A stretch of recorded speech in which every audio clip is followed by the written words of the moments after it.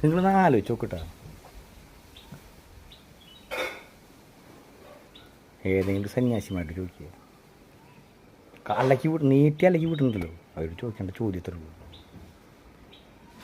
യുഗക്കണക്കനുസരിച്ചിട്ടിപ്പോൾ ഇത് 7ാമത്തെ മനു, 28ാമത്തെ ചതുർയുഗമാണ്. ഇപ്പോൾ ഒരു മനു എന്ന് പറയുന്നത് 21 ചതുർയുഗം ഉണ്ട്. അങ്ങനെ നോക്കുമ്പോൾ 400 ജില്ല അങ്ങനെ ഇപ്പോൾ കണക്കുണ്ട്. ബാക്കി ഇപ്പോൾ ബ്രഹ്മദിനം പരമവർഷമൊക്കെ അവിടെ കിടക്കട്ടെ. 28 ചതുർയുഗം തന്നെ എടുക്കാം നമുക്ക്. ഈ കൃഷ്ണനും രാമനും പ്രാന്തായിരുന്നു. ഓരോ യുഗത്തിൽ വന്നിട്ട് ഈ വിറ്റങ്ങളെ എപ്പോഴും കൊന്നുകൊണ്ടിരിക്കുക. ഒരു വട്ടത്ത് മഹാഭാരത യുദ്ധത്തിൽ ദുര്യോധനൻ മരിച്ചു. എങ്ങനെ തല്ലിക്കൊന്നാലും വിറ്റങ്ങൾ അടുത്ത യുഗത്തിൽ വീട് വരും. രാവണനെ കൊന്നു തോറ്റു രാമൻ. 27ാമത്തെ ചതുർയുഗത്തിൽ ജനിക്കുന്നു. സീതയെ വിവാഹം കഴിക്കുന്നു. രാവണൻ അവിടെ ഉണ്ട്. രാവണൻ വന്നിട്ട് തട്ടിക്കൊണ്ട് പോകുന്നു. വിഭീഷണൻ എന്ത് ചെയ്യുന്നു? ഇങ്ങോട്ട് ചാടിയിട്ട് സാധനം പൂശിയാളെ ചത്തുപോയി.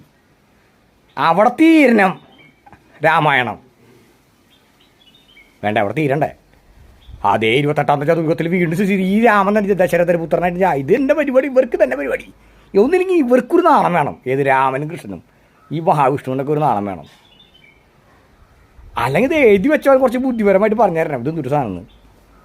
28 യുഗത്തിലും ഈ മരമണ്ടൻ രാമൻ ഈ മരമണ്ടനായിട്ടുള്ള രാവണനെ കൊന്നുകൊണ്ടിരിക്കുകയാണ്. ഈ കൃഷ്ണൻ, പൊട്ടൻ കൃഷ്ണൻ എങ്ങനെ തല്ലിക്കൂട്ടി അവസാനിച്ചാലും കുരുക്ഷേത്രത്തിൽ അവസാനിക്കൂല. വീണ്ടും വിറ്റകൾ ജനിക്കും. വീണ്ടും ഈ പറയുന്ന വെണ്ണ കക്കും, വീണ്ടും ഭൂതനെ കലക്കും. ഇതന്നെ പണി വിറ്റങ്ങൾക്കൊരു മുക്തി വേണ്ടേ? ഹനുമാൻ എങ്ങനെ ചാടിയാലും എൻ്റെ കണക്ക് പ്രകാരം 1000 കിലോമീറ്ററാണ്. 100 യോജന എന്ന് പറയുന്നത് 8 മൈലാണ് ഒരു യോജന. അപ്പോൾ 800 മൈലാണ് നമ്മുടെ ഗഡി ചാടിയിട്ടുള്ളത് ലങ്കയിലേക്ക്. ഞാൻ എങ്ങനെ ഈ രാമസേതുവിൻ്റെ കണക്കെടുത്ത് നോക്കിയിട്ടും 45 കിലോമീറ്റർ കഴിഞ്ഞപ്പോൾ പരിപാടി കഴിഞ്ഞു. ശ്രീലങ്ക കടന്ന് ആസ്ട്രേലിയയോ അല്ലെങ്കിൽ ഇന്തോനേഷ്യ, ഫിലിപ്പീൻസ് ആ വഴിക്ക് പോയിണ്ടാവും. ഉറപ്പാണത്. അല്ലെങ്കിൽ പിന്നെ ക്യാച്ച് ചെയ്യണം. ആര്? ശ്രീലങ്ക ക്യാച്ച് ചെയ്തിട്ട് ഹനുമാനെ ഇവിടെ സ്ഥലം, അതായത് 100 യോജന താഴ്ത്തി അവിടെ നിന്ന് പിടിച്ചുകൊണ്ടിരുന്നത്. ഇതാണ് സ്ഥലം എന്ന് പറഞ്ഞിട്ട് പിടിച്ചുകൊണ്ടിരുന്നത്.